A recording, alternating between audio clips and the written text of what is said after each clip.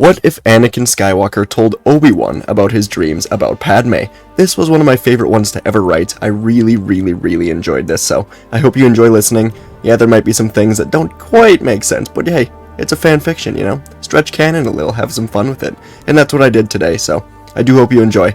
Have a good one, and let's get right into it. Anakin stood at the Republic hangar, looking up to his oldest friend and former master, Obi-Wan Kenobi. The two had been through everything together. The death of Qui-Gon, the years of fun but frustrating training, the assassination attempt on Geonosis, fighting the Sith Lord Dooku more than a few times, and being the heroes of the Clone Wars. But now, as Anakin stood here, he needed Obi-Wan more than ever. The duo said goodbye to each other, and as Anakin watched Obi-Wan walk down to the cruiser, he decided to take a different path than usual. Honesty. As Obi-Wan walked away, Anakin yelled for him to wait, and Obi-Wan turned around. Anakin's face had shifted from one of happiness to one of misery. Something was wrong. So Obi-Wan walked back up and grabbed Anakin by the shoulders. He waited for Anakin to look back up and ask what was wrong, and Anakin revealed he was having dreams. Nightmares. Exactly like the ones about his mother, and he asked Obi-Wan for help. Obi-Wan remembered when Anakin had told him about the dreams of his mother. They were out protecting Padme, and Obi-Wan had told him in time that dreams pass in time. Before she died on Tatooine, though, he knew Anakin had gone to Tatooine, but they never discussed what really happened on the Sand Planet that night. Obi-Wan asked who these dreams were about this time. Deep down, he already knew the answer, but Anakin turned away, and Obi-Wan frowned.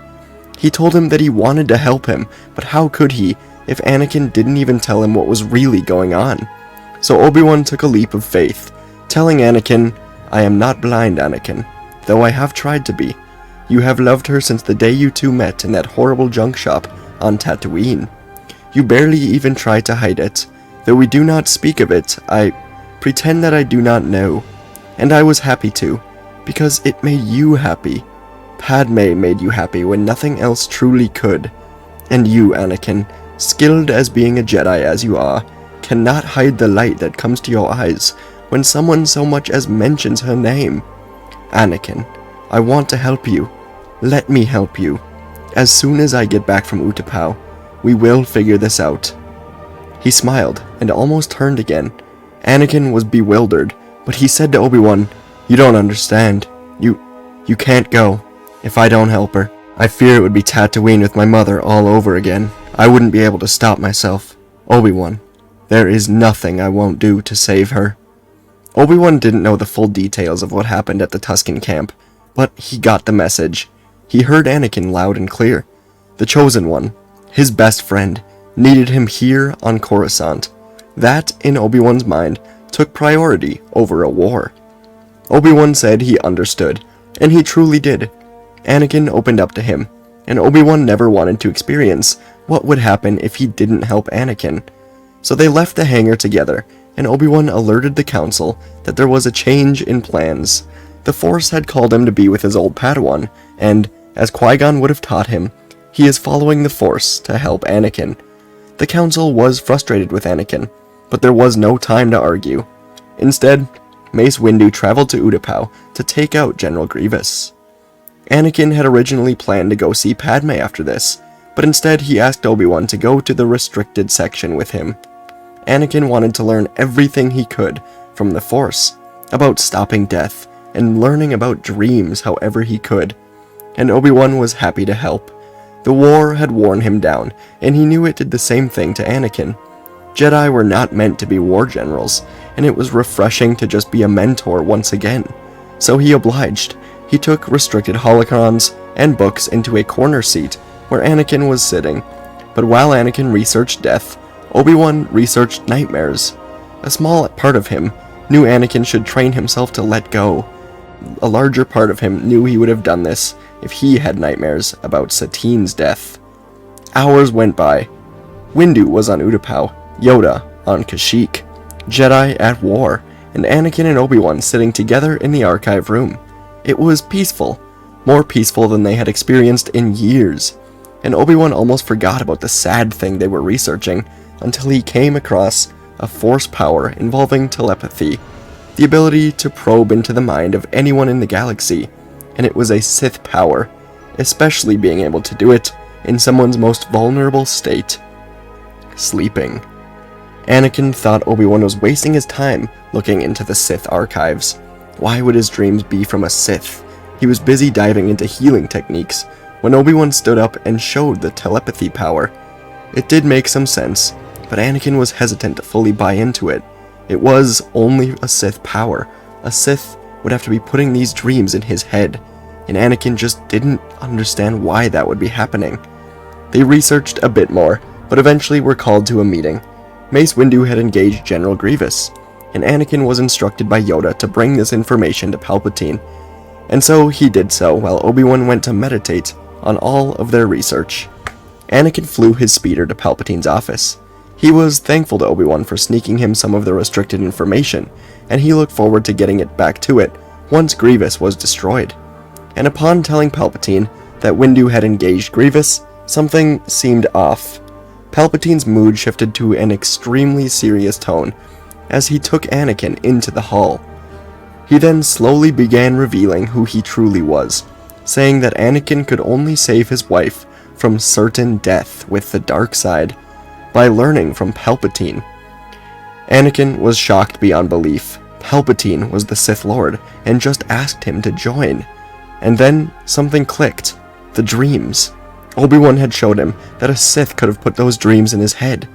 And Palpatine was the only person Anakin had told about the dreams of his mother and the Tusken slaughter. Anakin realized now that Obi-Wan was right. Palpatine put those dreams in his head, and he accused Palpatine of doing so. Of course, the Sith Lord denied it, but it was clear he was taken aback by the accusation. And with very little conflict in his mind, Anakin took off to the Jedi Temple. Palpatine would be arrested for this. He flew towards the temple, thankful for Obi-Wan's help, and Darth Sidious sat in his office chair, a big decision lying in front of him. Anakin knew that he planted the dreams in his head. Somehow, without access to the restricted files, he figured it out. Now, Sidious was unsure that Anakin would actually join him. Instead, he would be on his way with a group of Jedi Masters to arrest or kill him. And Sidious was not about to let decades of perfect political planning, becoming Chancellor, getting emergency powers, building up a clone army, and dividing the Republic to think that Jedi could be the enemies. He would not let it fail because of one hopeful apprentice. Yes, he was the chosen one, but he wasn't worth letting all of his plans crumble. With Windu and Yoda off-world, and Skywalker and Kenobi about to be in a single ship with other Jedi Masters, the Order was vulnerable. The Temple was vulnerable. He would not leave this up to chance. He would find a new apprentice. So he got up and prepared to call the clone troopers across the galaxy. Anakin arrived at the temple and told Obi-Wan he was right. Palpatine was the Sith Lord, and he had to be putting the dreams in his head. They had to arrest him, as he was a Sith Lord. And without much deliberation, Obi-Wan gathered Anakin Skywalker, Kit Fisto, Agen Kolar, and Saesee Tin. They had to go immediately, and so they took off in a ship, on the way to arrest Palpatine. The clone pilot escorting a group of Jedi Master Generals was uneasy, but loyal to the Jedi. Something was up, something that could shape the future of the war, and he was loyal to the Jedi after fighting with them for these years. And then, everything changed. The clone pilot accepted an emergency communication, and a hooded figure showed up. The message was very brief. Execute Order 66. And it was like a switch had flipped. The clone pilot now hated the Jedi. They betrayed the Republic, and betrayed Palpatine, who he was loyal to above all. The Jedi were evil, and he would give his life if it meant their end. Anakin felt something in the Force, a shift, and the others felt it too, like thousands of their brothers and sisters just disappearing in a single moment. And then Anakin looked to the pilot as he heard beeping. He was holding a thermal detonator, and Anakin put up a force shield as quickly as he could, but before he knew it, an explosion rocked the ship. Anakin felt himself slam into the wall, going in and out of consciousness as the torn-up ship flew to the ground. He tried looking around, but fire and smoke clouded his vision. The fall continued, and to his right, Anakin saw Agen Kolar dead. The ship continued to fall, being ripped apart. He then saw a green arm and a human arm grab him, helping him up to the open area of the ship. On the ground were the remains of Saesee Tiin. The force shield did not reach him. And now at the opening, Obi-Wan yelled at Anakin to jump, and together he, Kit Fisto, and Obi-Wan fell to the ground just moments after the skyline hid away their ship, and it exploded into the ground. This time, laying on the ground, Anakin felt everything go dark. In his office, Sidious felt into the Force. Death surrounded the galaxy. Jedi died in the blink of an eye, and reports from clone troopers began rolling in. Plo Koon died in his ship. Ki-Adi-Mundi was shot dead. Aayla Secura as well. Jedi Masters and Padawans were destroyed. And then the report from Utapau.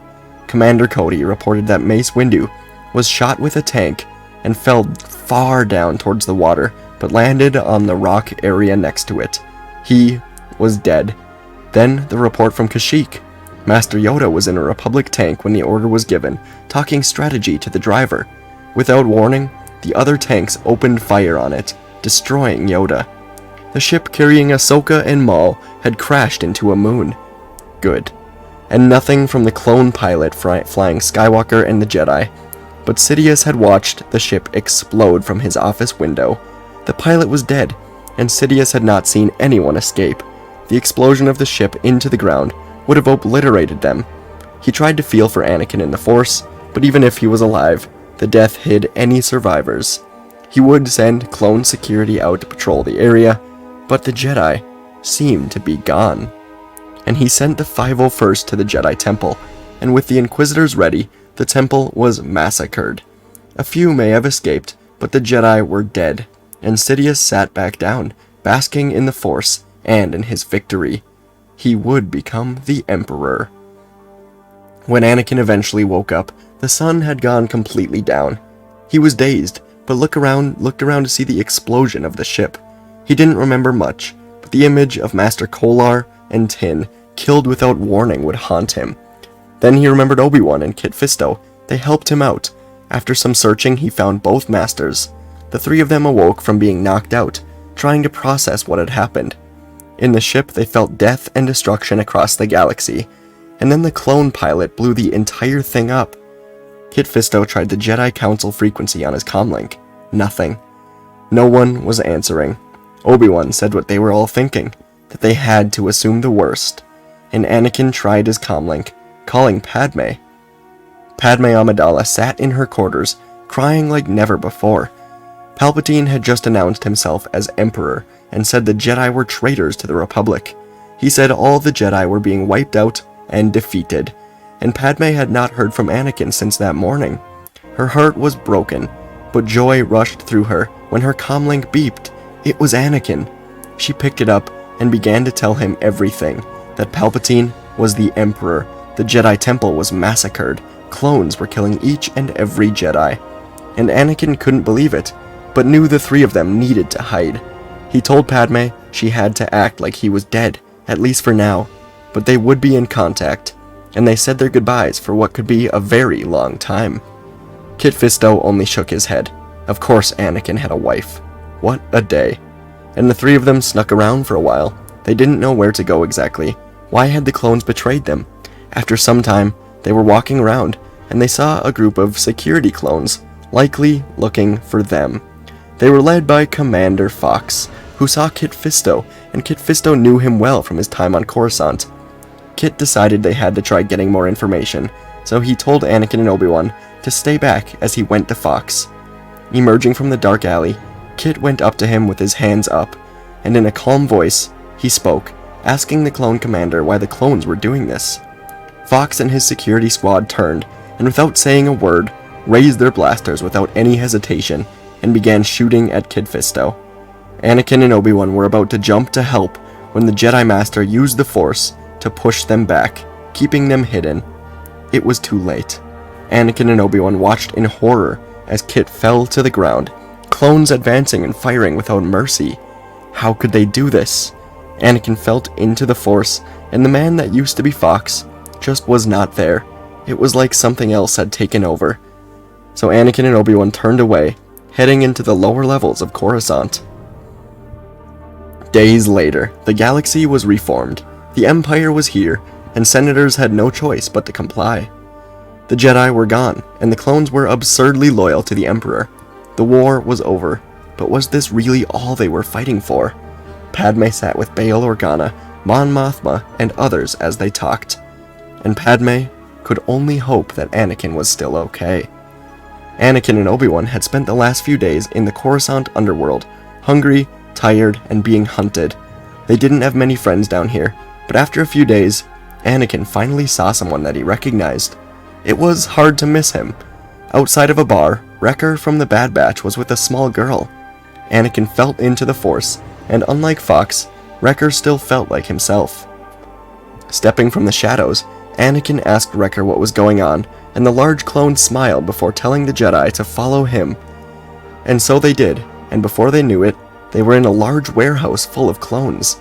Anakin was at the ready, scared to see this many clones, this many traitors, but he looked around to see Rex, and Obi-Wan looked around and saw Cody. Then, in the middle of it all, they saw Ahsoka looking at them, tears in her eyes. She sprinted to Anakin, giving him a huge hug. Anakin was shocked. What was happening here? And Ahsoka explained it all. She explained that she survived what the clones were calling Order 66, an order that programmed the clones to kill all Jedi without an issue, but she found a chip in Rex's head and removed it, putting him back to normal. And soon after, the Bad Batch had contacted Rex. Within a day, they met up on Coruscant, and Rex helped Tech to develop devices that could disable the chip. Then Rex and the Bad Batch would lure clones down here, and they began disabling the chips, one by one. The more clones that were saved, the more recruits they had to save even more. Anakin and Obi-Wan were extremely impressed with Ahsoka, and they asked to do whatever they could to help to restore the galaxy to peace. 1 year later, Anakin and Obi-Wan looked around the line of warehouses they had secretly secured over the last year. Hundreds, maybe thousands of clones had been rehabilitated, and they hated the Emperor for what he made them do. And over the last year, Anakin, Obi-Wan, Ahsoka, Rex, and Cody had led this program. From the surface, senators like Padme, Bail, and Mon Mothma, and others discreetly helped by bringing down food, supplies, and anything else needed for this program. The Emperor and his new empire were too distracted with their own victory, with their own power, to care about small rumors of a hidden clone hideout far below the top of Coruscant. Palpatine had destroyed Kamino and began his own recruitment. The clones could do what they please, so long as it didn't interfere with him. But maybe a week after it all began, Anakin had gone with Padme to a hidden-away medical facility on Polis Massa, where Padme had given birth safely to twins Luke and Leia. They were with their mother now, waiting for the eventual return of their father. And that day was nearly here. Rex and Cody rounded up all the clones. Their armor, class, and experience was all different, but today they had one goal: revenge on the Emperor. And the march began. Emerging from the Coruscant underworld, Anakin, Obi-Wan, and Ahsoka marched up the stairs to what used to be the Jedi Temple. Now it was a palace for the Emperor. The march up the stairs with 1,000 clones was met with some resistance. As clones were at the top, with their chips still working, they lined up with royal guards and recruited security officers to defend the palace.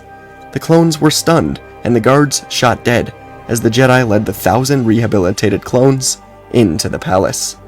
Sidious watched from his new office in the temple, looking down at the temple stairs as Anakin, Obi-Wan, and Ahsoka led the clones into the palace. Things looked bleak, but there was some hope. The Inquisitors were all here until their fortress was built. They would have to do their job, and Sidious walked to the elevator. He would meet these traitors head-on.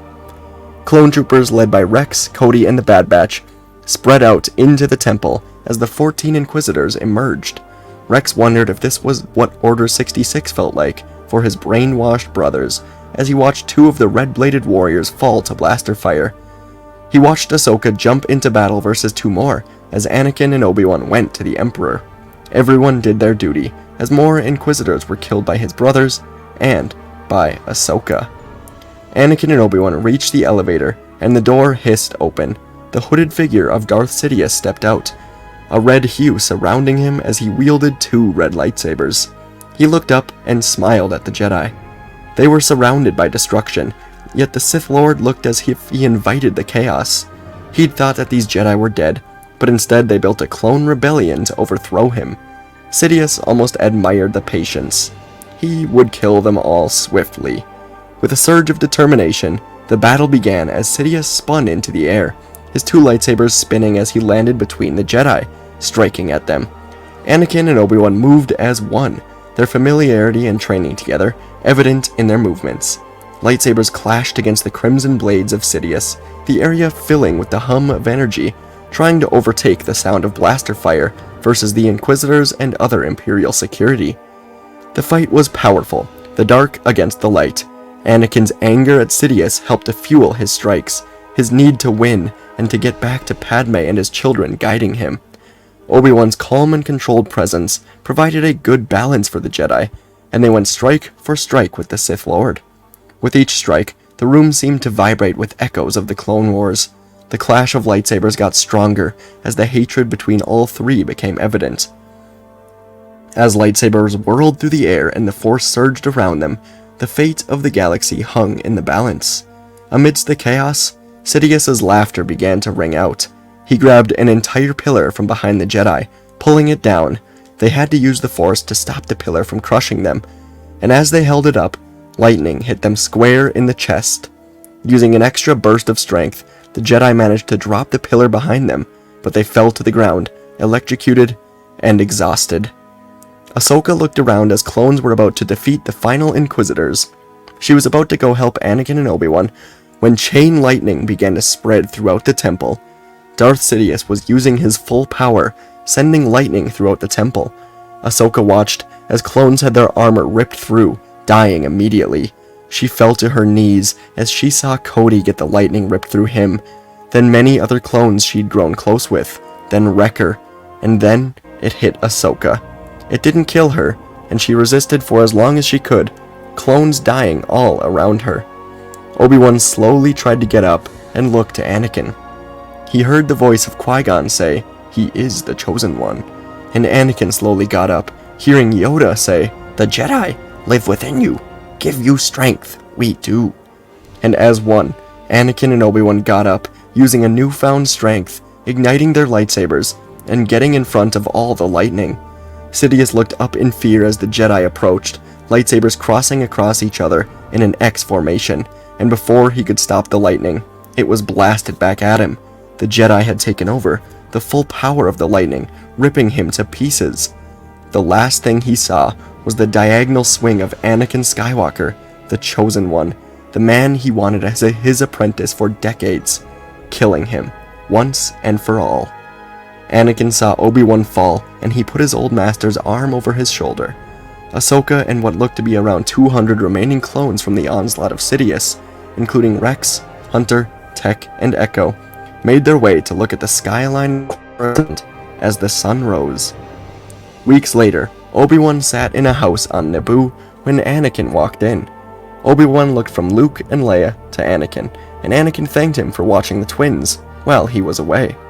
Anakin said that the election campaign was keeping Padme as busy as ever, but as Chancellor, she would make the galaxy a much better place for their children. The Republic was reformed, the Jedi Order was with Anakin, Obi-Wan, Ahsoka, and the twins to someday be rebuilt. And the clone army was reinstated. All the clones had the inhibitor chips disabled. Despite everything, Anakin Skywalker had everything he could ask for, and he couldn't have done it without the help of Obi-Wan. That's our video today. I hope you enjoyed. I really liked writing this, really liked drawing it out a little, so let me know what you thought. Thanks for watching, everybody, and I'll see you in the next video.